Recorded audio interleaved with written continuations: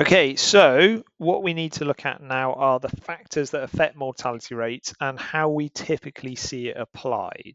Okay, so we're going to look at density independent and density dependent factors, the carrying capacity, and then have a look at a graph that shows this sort of thing in action, really, and that's how you might see it in an exam. So as a population increases in number, we start to see factors that affect whether it's going to increase in population or decrease in population.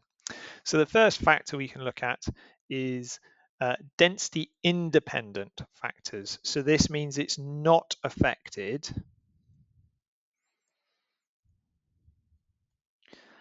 by the number of individuals in a population.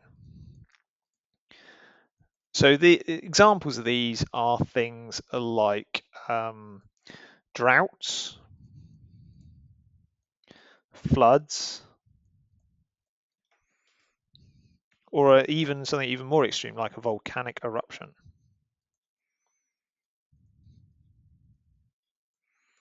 So these would affect the entire population of a species in an area, regardless of how many there were.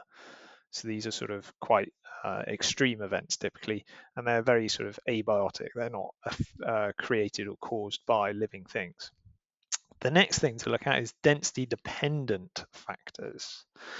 So density dependent factors are where it's affected by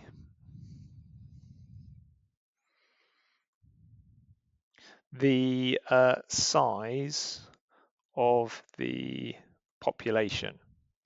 So this means the more of the bigger a population there is, the more that these density dependent factors become important in the survival of a species or of an individual within a population, sorry.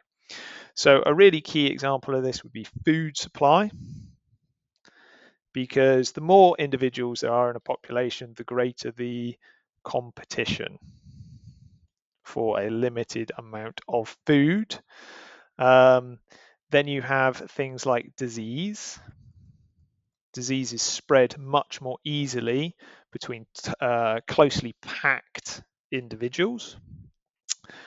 You might also get things like predators and the predation becoming more of an issue as well.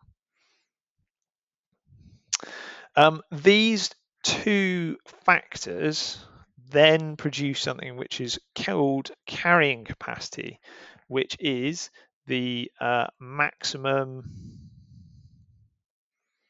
sustainable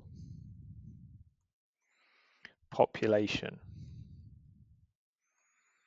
in an area. Okay, so by sustainable, I mean it doesn't cause long-term environmental damage. And carrying capacity can be seen as an example of a dynamic equilibrium.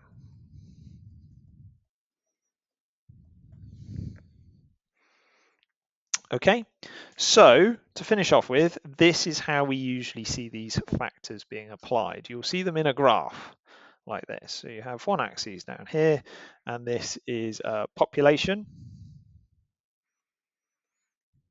And then you will have another axis along the bottom, along here, which is time. Okay, so we start off with a new species or a species colonizing a location. And we see that the population doesn't increase very much for quite a long time. And we call this the lag phase because it's lagging behind. It's not increasing or decreasing or anything like that. It's just sat there not doing very much. We next see a rapid increase in the population. And this follows like an S curve. Okay, and we call this the log phase for logarithmic. Okay, and this is typically where we have deaths being caused by or being dominated by density independent factors. Okay, as we increase and increase and increase, we see the population starts to level off, and this is because we have reached a point in which the density dependent factors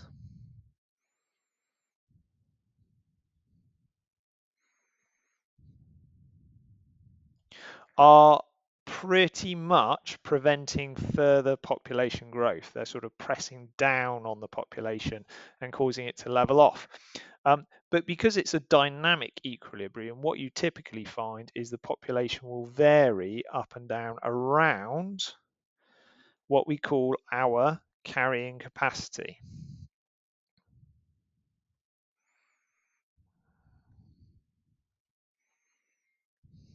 Okay.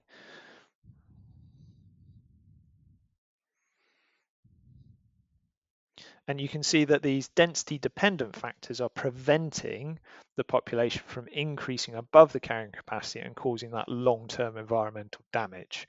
It's a what we call stable, fluctuating